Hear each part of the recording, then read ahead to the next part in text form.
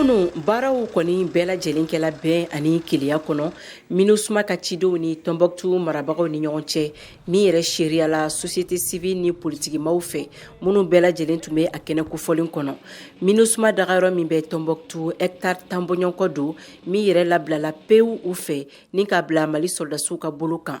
Banku Kante ni ale yɛrɛ ye Tɔnbɔkutu gouverneur ye min yɛrɛ tun bɛ ka nin baara in kɔni bɛɛ lajɛlen jalatigɛ ani MINUSMA ɲɛmaw kelen kɔ k'u bolonɔ bila sɛbɛnw na a ka kɔrɔfɔw kɔnɔ a ye foli ani tano lase MINUSMA ɲɛmaw ma ka kɛɲɛ n'u ka baarakɛlaw ye Tɔnbɔkutu marabolo kɔnɔ.